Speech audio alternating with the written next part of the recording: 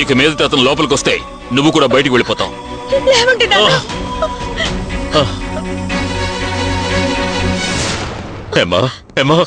ఈ పిల్ల వెధవ నన్ను నన్ను మెడపట్టి గెంటేశాడు. ఎందుకు నాన్న మీకు తలరాత? ఈ అవమానం అవసరమా? ఎందుకు నాన్న వద్దనా వినకుండా వచ్చి అవమానపడుతున్నారు? లేదమ్మా, నేను మన కొట్టనే హక్కుతోనే. చెప్తే వినండి నాన్న, ఇది మన కొట్టు కాదు. ఒకనాడు మన దగ్గర ఉన్న ఏవి ఇప్పుడు మన దగ్గర లేదు. అన్ని పోయి ఇదే నిజం. కేవలం ఒక పేరు తప్ప ఈ కొట్టుకి మనకి ఏ విధమైన సంబంధం లేదు నాన్న. దయచేసి నిజం అర్థం చేసుకోండి.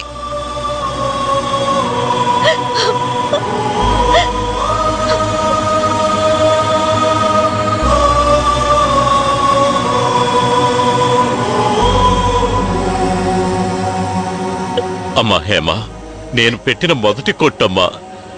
రక్తాన్ని చెమటగా చిందించి కష్టపడి పెట్టుకున్న కొట్టమ్మా. ఇప్పుడు మనది కాదంటున్నావే, ఈ మాట నేనెలా ఒప్పుకోగలను? ఆపండి నాన్న, పదే పదే అదే చెప్పకండి.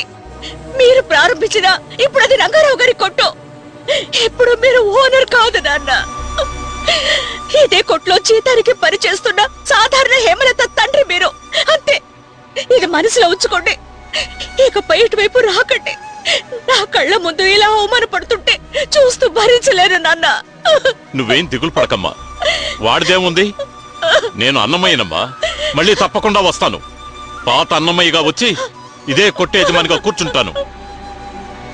నువ్వేడవకమ్మా, నువ్వేడవకు, నేను చూసుకుంటాను కదా. నువ్వు ధైర్యంగా ఉండు. చూస్తూ ఉండండిరా, గెలిచి తీరుతాను. 4 రాళ్లు చేతిలో చేరితే మర్యాద తెలియకుండా పోతుందా? వస్తానురా, గెలిచి వస్తాను. నువ్వు వెళ్ళమ్మా, కళ్ళు తుడుచుకుని వెళ్ళు. నేను కలవాల్సిన వాళ్ళని కలిసి చేయవలసింది చేస్తాను. నువ్వు వెళ్ళు, నేను వస్తాను.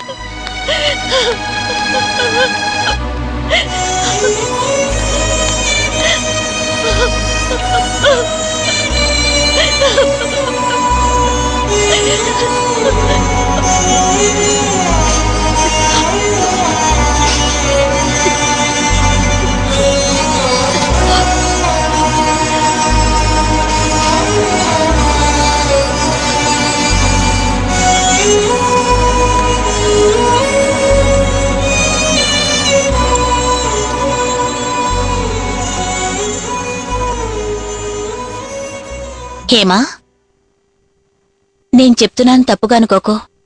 ఇంత అవమానించిన తర్వాత ఇంకా నువ్విక్కడ పనిచేయాలా? నీ తెలివికి అనుభవానికి నువ్వు ఇంకో కొట్టుకు వెళ్తే నీకు ఇంతకన్నా ఎక్కువ జీతమే ఇస్తారు.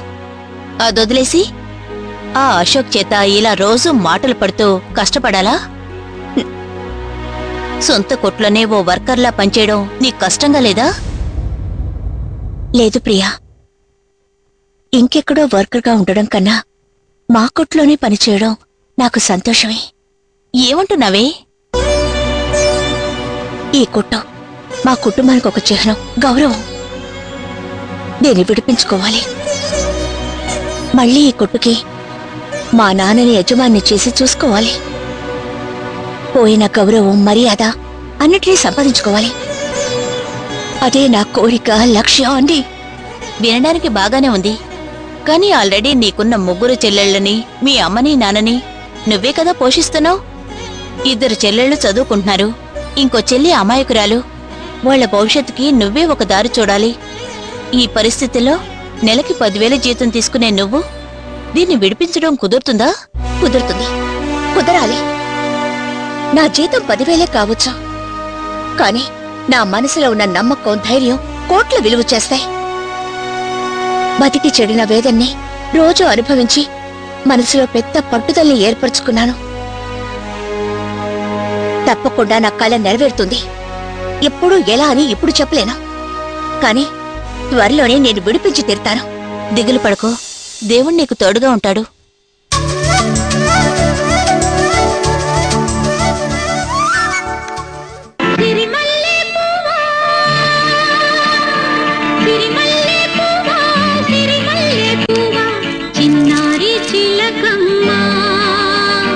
నా వాడు ఎవరే, నా తోడు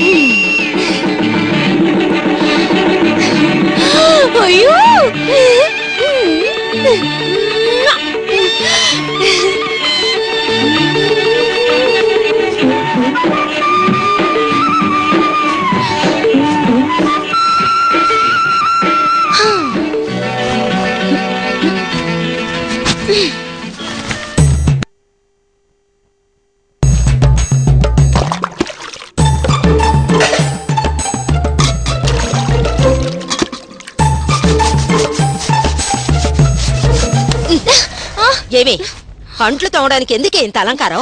పోవా. ఇట్రా. ఏంటి కలర్ క్రీమ్ వాసన వస్తుంది? ఎవరి దగ్గర తీసుకున్నావు? అది ఏం లేదమ్మా, కొద్దిగా పౌడర్ రాసుకున్నానంటే. గూట్లో పెట్టిన 50 రూపాయలు పోయినప్పుడే అనుకున్నాను నువ్వే ఇటువంటిది ఏదో చేస్తుంటావు. దొంగ రాస్క. అమ్మా, చంపి పారేస్తాను. అమ్మా దానెందుకు కొడతావు? దానికొక ఫీలింగ్ అమ్మా, తన అందంగా లేనని. అందుకే అడ్డమైన క్రీములు పౌడర్లు రాసుకుని అందంగా కనిపించాలనుకుంటోంది. ఎందుకే వేరేదానా నీకు అనుమానం? నా కడుపున పుట్టిన 4 కూతుళ్ళు అందగత్తెలేనే. అవును, నువ్వు చెప్పింది కరెక్టే. బాగా మాట్లాడు. మిగతా 3 కూతుళ్ళని మాత్రం బాగా చదివించావు. నాకు మాత్రం చదువు రాలేదని 7వ క్లాస్ తో ఆపేశావు. పెద్దక్కయ్య స్వీట్ షాప్ లో వర్క్ చేస్తోంది. మన కవిత పెట్రోల్ బంక్ లో వర్క్ చేస్తూ పోస్ట్ ద్వారా చదువుతోంది. స్వాతి కూడా కాలేజ్కి వెళ్తోంది. నన్ను మాత్రం ఎక్కడికి పంపించకుండా ఇంట్లోనే ఉంచేసావు కదా. ఏం చేయమంటావే? అలంకారంలో నీకున్న హుషారు మరెందులోనూ లేదే. 50 రూపాయలు ఇచ్చి కొట్టుకు పంపిస్తే అందులో 5 రూపాయలు మోసపోయి వస్తుంది. ఏ తెలివితేటలు లేని నిన్ను ఏం చేయాలి చెప్పు? అమ్మా స్వాతి, నాన్నా కాసిన మంచినీళ్ళు తీసుకురమ్మా. సరే నాన్న, వస్తున్నాను. ఇదిగో నించు నొడకు. చకచక అంట్లు కడిగి లోపలికి తీసుకురా. ఏంటి? పోతా ఇందులో ఏం తక్కువ లేదు.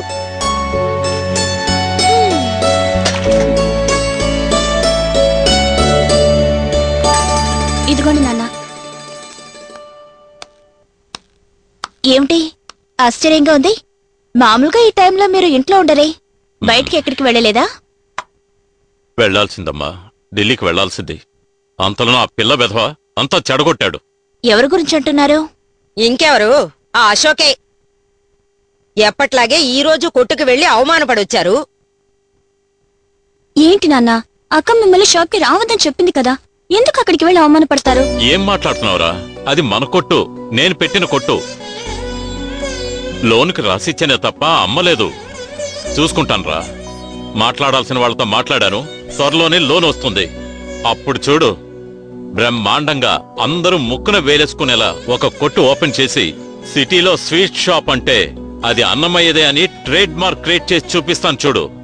సరే త్వరగా లేచి బట్టలు మార్చుకుని రెడీ అవ్వండి. సంపూర్ణ అత్తయ్య మనవరాలి పెళ్లికి వెళ్లి రావాలి. నేను రాను, నువ్వు వెళ్ళు. ఏమండి, వాళ్ళు మీ బంధువులే కదా, నేను రాను అంటారేమిటి?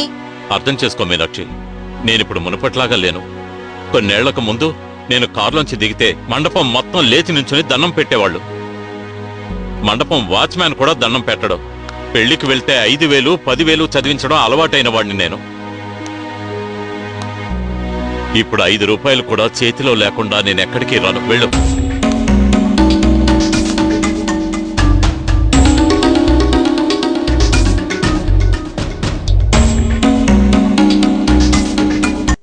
కొంగుముడి విరామం.